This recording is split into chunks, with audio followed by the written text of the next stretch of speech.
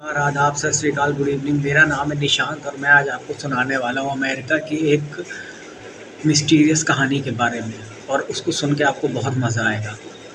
तो बात है 18 जनवरी 1981 की। अमेरिका के लुजियाना के पेरिस शहर में जंगलों में एक लड़की और उसका भाई और उसके पिता शिकार पे गए थे। थोड़ी दूर जाते ही उस लड़की के पैर के नीचे कीचड़ में पैर उसका धंस गया और वो कीचड़ अजीब सा था, इसलिए उसने बहुत तेज़ से चिल्लाया और दौड़ के जो पास ही में उसका भाई शिकार कर रहा था, वो दौड़ के उसके पास आया। फिर उसने भी देखा कि ये कीचड़ तो नहीं है, काफ़ी जेली टाइप का है। फिर उसने और उन दोनों ने चिल्लाया तो फिर उस पास ही में उसके पिता जो वहाँ पे शिकार कर रहे थे, वो दौड़ के उनके पास आए। उन्होंने जब देखा कि उसका पैर काफ़ी धँस गया इसके नीचे और ये कुछ अजीब सी चीज़ है, तो उन्होंने उस चीज़ को बाहर निकाला और फिर उन्होंने कॉल किया 911 पे पुलिस को। पुलिस आई, पुलिस ने छानबीन की, देखा असल में वो कीचड़ नहीं था, वो एक डेड बॉडी थी जो कि औंधे मुँह पड़ी हुई थी वहाँ पे। तो पुलिस ने उसको निकाला, जैसी भी डिकम्पोज़ हुई थी उसको निकाल के वो फॉरेंसिक के लिए उसको भेजा और वहाँ थोड़ी जांच पड़ताल की। देखा कि वहाँ सबूत के नाम पे कुछ मिल सके उनको, तो वहाँ से उनको एक चाकू मिला।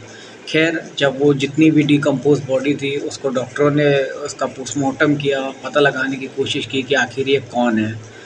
तो उनको पता चला कि ये एक नेटिव अमेरिकन है जिसकी उम्र 15 साल है और इसका कत्ल किया गया है। इसके पीठ पे 8 बार चाकू से वार किया गया है और छाती पे भी वो चाकुओं से वार करके इसको मारा गया है और ये करीबन 15 दिन पुरानी लाश है ये।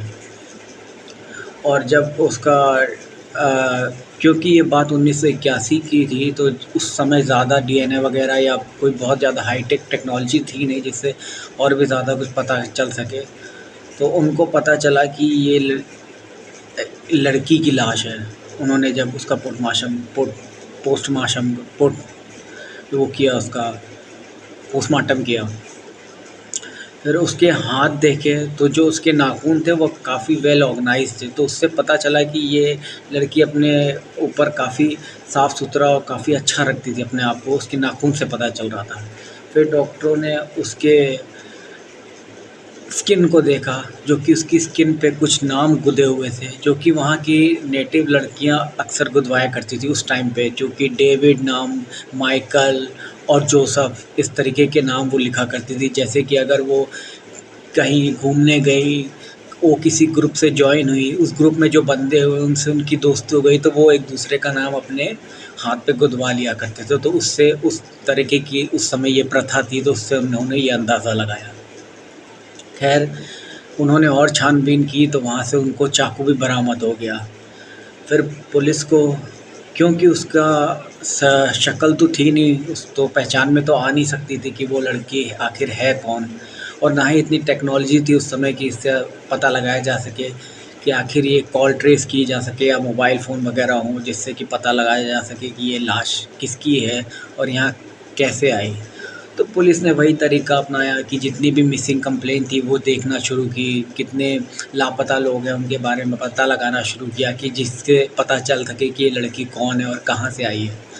खैर, फिर भी उनके हाथ खाली थे। फिर जैसे ही जैसे 2000 का टाइम आ गया, तब तक के टेक्नोलॉजी काफ़ी इम्प्रूव्ड हो चुकी थी।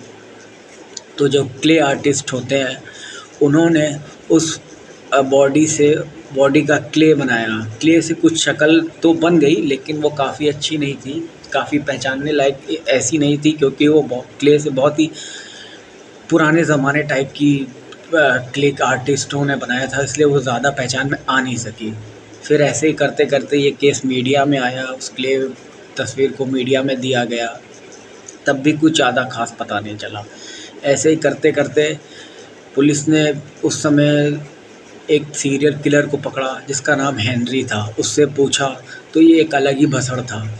ये हर इल्ज़ाम को अपने सर ले लेता था। इससे बोलो कि तुमने इसका मर्डर किया है तो कहता था हाँ मैंने इसका किया। इससे बोलो कि तुमने उसका मर्डर किया है तो कहता था हाँ मैंने उसका मर्डर किया है।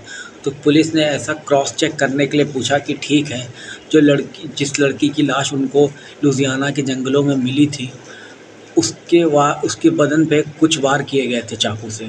तो वो तुमने किए थे? तो उसने बोला हाँ मैंने किए थे। तो उसने पूछा कितने वार किए थे? तो उसने बोला 20-25 वार किए थे। तो ये वहाँ पे प्रूफ हो जाता है कि उसकी बॉडी पे जो वार किए गए थे वो 20-25 नहीं 8 वार किए गए थे। तो पता चला कि ये झूठ बोल रहा है। और फिर इसकी लोकेशन ट्रेस करी गई कि पता किया जा सके कि उस दिन ये लुधियाना के जंगल में था भी कि नहीं। तो पता चला कि उस दिन लुधियाना के जंगल में नहीं था, बल्कि ये फ्लोरिडा में था, वहाँ था ही नहीं।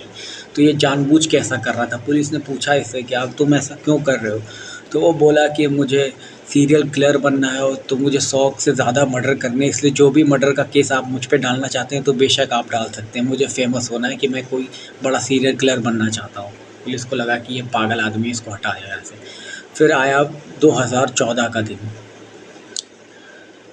वहाँ की फ्लोरिडा में एक लिंडा नाम की औरत अपना फ़ेसबुक स्क्रॉल कर रही थी। तो उसको एक पोस्ट मिली जेनी नाम की लड़की की। जेनी असल में वो थी जिसकी बहन उसको एक ख़त लिखा करती थी लुधियाना से, और वो काफ़ी टाइम से मिसिंग थी। तो उसके ख़त आना भी बंद हो गए थे। तो उसने फ़ेसबुक पे के ज़रिए उसकी फ़ोटो डाल के पता करने की कोशिश करी कि अगर किसी को इसके बारे में पता हो तो प्लीज़ आके इन्फॉर्म करे।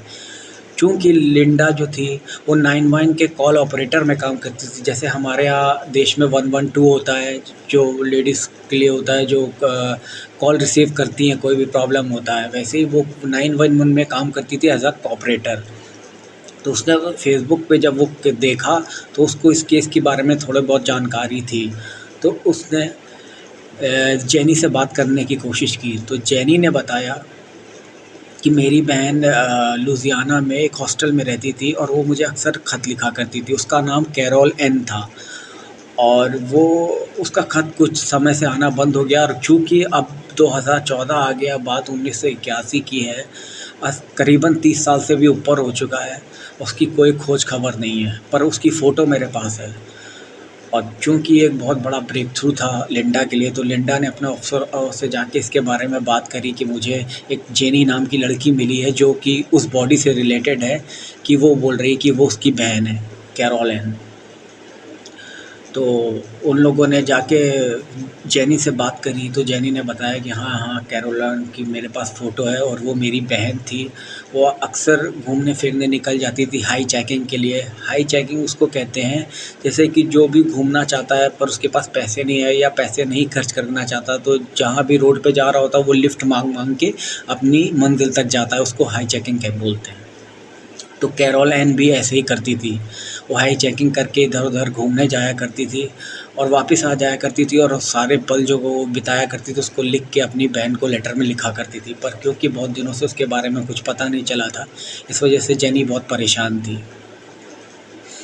फिर जेनी के पास से गए। फिर जब पता चल गया कि ये कैरोल एन है तो उनसे रिलेटेड जितने भी लोग थे सबसे उन्होंने पुलिस वालों ने ये बात करी कि आप जेनी के बारे में छोटी से छोटी इन्फॉर्मेशन मुझे दें, जो भी आप बताना चाहें आप मुझे बता सकते हैं, क्योंकि अभी उसकी तस्वीर सबके सामने थी और इतना टाइम बीत चुका था। तो एक फ्रांसिस नाम की महिला इस मुद्दे पे उनसे बात करना चाहिए पुलिस वालों से, कि वो खुल के बोली कि मैं जानती हूँ कि ये कैरोल एन कौन है और इसके साथ हम लोगों ने 1 साल बिताया है। असल में आपको बहुत ही शॉक लगेगा कि ये फ्रांसिस वही थी जिसका सबसे पहले पैर पड़ा था उस डेड बॉडी पे, जो कि कैरोल एन की थी। और वो शिकारी और कोई नहीं बल्कि जॉन केल्विन था, पेरेंट्स का फ्रांसिस का पिता, जो उनको उस दिन शिकार पे ले गया था अपने लड़के के साथ और इस फ्रांसिस को। तो फ्रांसिस ने बताया कि हम लोग जा रहे थे तो 1 हफ़्ते पहले हमें कैरोल एन मिली थी हाई चेकिंग के लिए और हमने ही उसको लिफ्ट दी थी।